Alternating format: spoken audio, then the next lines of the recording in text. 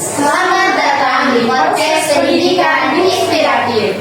Bersama saya, Nina Nindya, guru sendiri. Saya Irene Rizkini. Saya Amel Sitorus.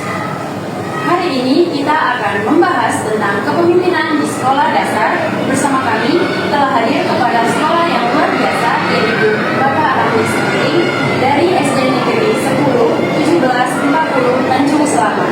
Selamat datang, Pak. Ya, Terima kasih sudah bergabung dengan kami di sini, Pak. Jadi gini, Pak. Sebelum kita masuk ke pembahasan anak ini, Pak, Bapak boleh nggak bercerita sedikit mengenai perjalanan Bapak menjadi kepala sekolah di SD Negeri 17 Tanjung Selamat? ya, terima kasih ya. Jadi saya itu di sini masih pelaksana tugas kepala sekolah itu masuk tahun 2024 di bulan 2 awal. Jadi belum genap 1 tahun. Jadi saya dulu itu dari basic itu dari guru olahraga, dari jurusan pendidikan jasmani sekolah dari UNIMED tahun 2006 tamatnya. Ya kan? Jadi tahun 2006 tamat mengajar kurang lebih 4 tahun di berbagai sekolah swasta Kota Medan.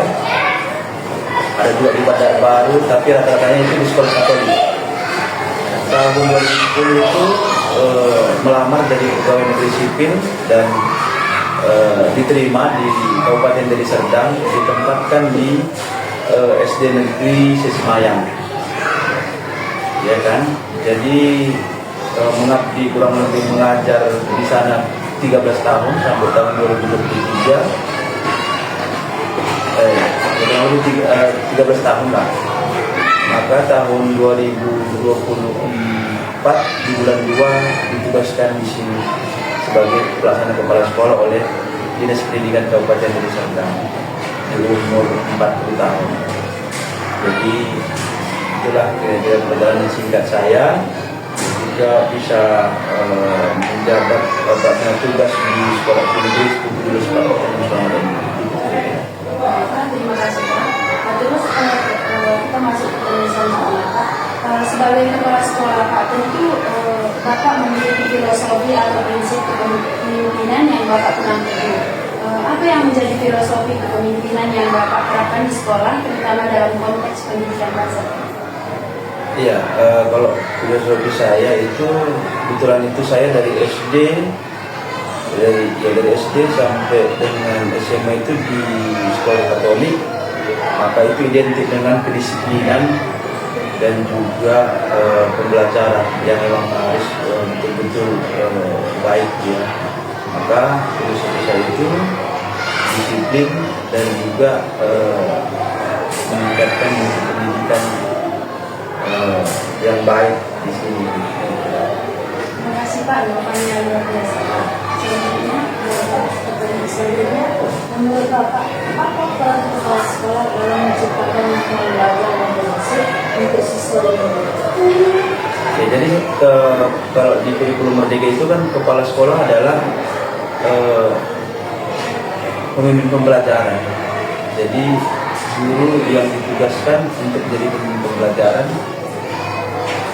untuk bisa membuat sekolah itu bisa maju juga kira-kira. Jadi kalau menurut saya yang pertama itu kan sekolah itu memang harus mempunyai tujuan yang jelas ke depannya, baru selanjutnya ada aturan yang jelas di siswa, di guru, proses pembelajaran dari Senin sampai hari Sabtu. Ya, perjalanan saya bilang baik kedisiplinannya, itu pembelajarannya. Jadi di sini kita sudah buat semuanya, misalnya rapat sekali sebulan, bagaimana kerjanya, untuk yang honor itu meningkatkan dia bekerja dengan baik, kita kasih dia kalau bekerja dengan baik, kita kasih bonusnya untuk pendapatannya dan semuanya. sehingga mudah-mudahan sekolah ini akan semakin hari semakin baik dan juga harus mengikuti perkembangan zaman juga. Dalam beberapa misalnya kita lihat ini ada saya di swasta itu mata pelajaran dia robotik namanya. Di Kecamatan Sunggali itu belum ada tapi kalau kita lihat itu di sekolah-sekolah yang sudah baik itu ada robotiknya. Salah satu juga itu nanti guru-gurunya dan kita juga kasih supaya bisa magang atau bisa studi banding atau sekolah-sekolah yang lain. Yang itu diterapkan di sekolah itu. Itu juga tidak. Terus Pak, selama menjadi kepala sekolahnya itu banyak tantangan yang Bapak hadapi sebagai pemimpin. Lalu apa tantangan terbesar yang pernah Bapak alami? Mungkin selama saya di 1 tahun tantangan terbesar itu mungkin penerapan kebijakan yang kita buat itu lah, itu dari guru dan juga orang tua misalnya dan yang kecil dari guru itu kita sudah buat itu bahwa jam masuk di sini itu jam 7.10 dan guru itu sebelum jam 7.10 sudah sampai di sini. Sementara sebelum saya masuk itu rata-rata masuknya di antara jam 7:30. Dan tantangan itu mengubah mindset guru-guru di sini itu dari yang semula ke yang sekarang. Itu tantangan kedua dan memang di situ banyak yang sulit kita untuk mengubah mindset itu karena gurunya rata-rata itu sudah orang tua, umur 56. Apalagi di PNS, ya kan, sulit kita untuk tapi pelan-pelan saya tidak hanya berbicara, tapi saya juga melaksanakannya. Tadi saya jam 7:30 saya sudah dari gerbang. Jadi 7:30 saya sudah di gerbang, langsung mempraktekkan. Ini dengan mempraktekkan tanpa memarahi atau tanpa mengatur-ngatur, yang penting sudah kita buat. Mungkin nanti perlahan nanti guru-gurunya akan mengikuti dan siswanya. Tadi kalau tadi tidak saya 7:30 di sana, mungkin 7:30 belum tadi kegiatannya di rumah.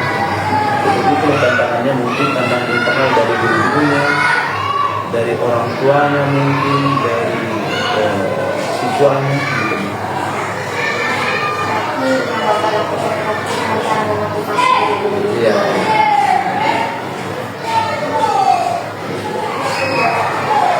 Selanjutnya, lalu apa solusi yang dapat Bapak berikan?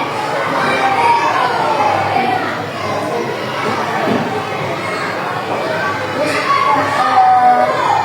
setelah Bapak berikan solusi tadi, apakah sudah terlaksana di sekolah? Iya, sampai dengan pada ini sudah terlaksana. Jadi mudah-mudahan nanti tanpa misalnya harus usulan sudah berjalan dengan baik semuanya untuk kegiatan ini. Dan memang banyak yang kegiatan baru kita buat seperti tadi. Setiap hari Jumat itu Jumat rohani ya.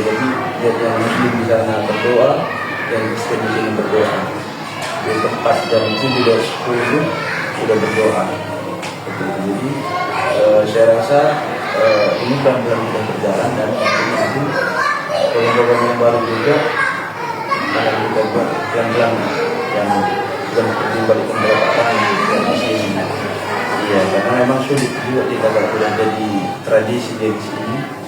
Tapi saya yakin nanti itu pelan-pelan nanti akan bisa berubah. Seperti yang kita ketahui bahwasannya kan pendidikan itu saat ini sudah beralih menggunakan teknologi. Terus menurut pandangan Bapak sendiri, bagaimana peran teknologi di sekolah di sini? Ya, jadi seperti yang saya bilang tadi, robotik itu teknologi itu. Jadi saya memang dalam 1 tahun ini kan fokusnya itu pengembangan kedisiplinan dan kegiatan sehari-hari. Tapi dalam visi dan misi sekolah kita sudah buat bahwa berteknologi juga. Jadi kita akan coba nantinya untuk bisa masuk ke dalam teknologi. Mungkin salah satu misalnya nanti beberapa kelas nanti kita akan coba untuk bisa belajar menggunakan apa itu, proyektor ya, dan kita akan coba untuk memasukkan kombinasi untuk bisa dapat bantuan komputer, kita buat ruangannya sehingga teknologi itu bisa masuk ke mereka, bukan hanya dari teknologi untuk IT ya. Teknologi itu kan bisa juga itu dari yang lain, misalnya P5-nya mereka bisa juga menghasilkan makanan-makanan yang bisa nggak usah dulu keluar, yang bisa kita jajakan di sini, misalnya apalah kira-kira yang sering dibuat orang yang sering orang yang juga P5 dia bisa mudah-mudahan atau kejadian tangannya kita ambil apanya supaya nanti teknologi itu ya paling tidak kalaupun tidak dari semuanya satu sisi kita bisa kembangkan, tapi saya masih cari dulu yang mana yang paling tepat yang dulu dikembangkan, karena kalau robotik itu dananya banyak, itu di swasta itu aja itu kumpulnya 1 bulan 100.000. Emang bagus saya lihat itu, dia kan itu seperti dia udah alat-alat komputer yang bisa menggerakkan semua, udah ada peranan-peranan canggih lah. Mudah-mudahan lah nanti untuk kedepannya teknologi ini bisa kita cari yang mana yang paling pas. Ya kalau nanti ada usulan dari Mika berkaitan dengan teknologi bisa kita juga buat. Iya, bisa sama kita tahu sama dosen-dosennya berkaitan dengan teknologi. Ya, seperti itu.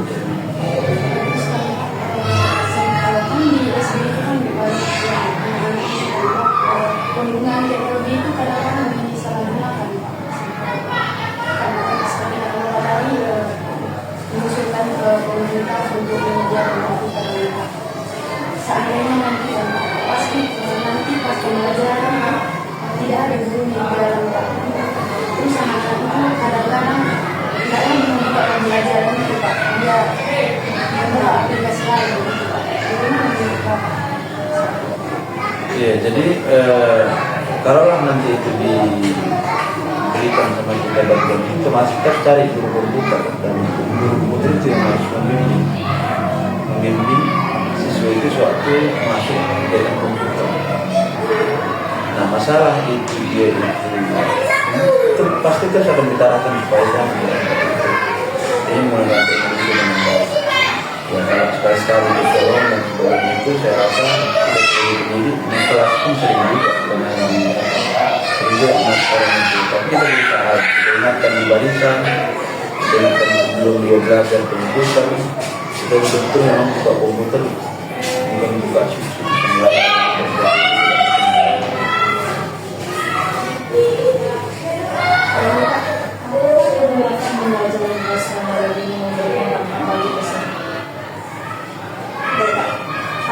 apa misi jangka panjang dan harapan Bapak terhadap sekolah ini ke depannya?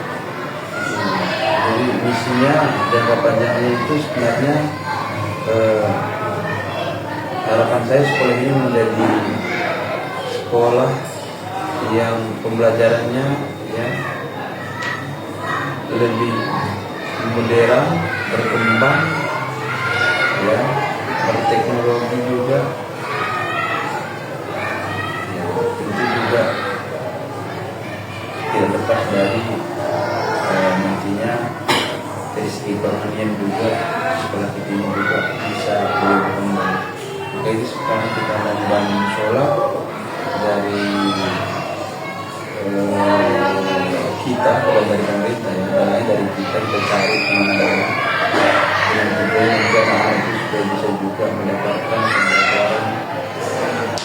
berkaitan dengan kehormatan yang baik, keagamaan yang baik.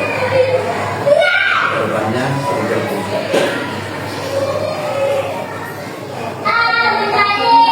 Jika Bapak bisa memberikan pesan kepada kepala sekolah lain Pak, atau pemimpin pendidik di luar sana, apa yang ingin Bapak sampaikan?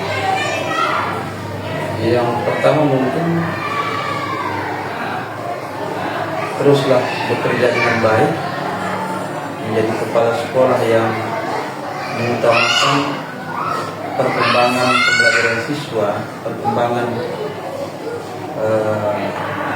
sekolah, itu nomor satu dulu. Artinya bekerja dengan baik, jangan memikirkan yang lain yang tidak ada kaitannya dengan perkembangan sekolah. Ya, tetap junjung tinggi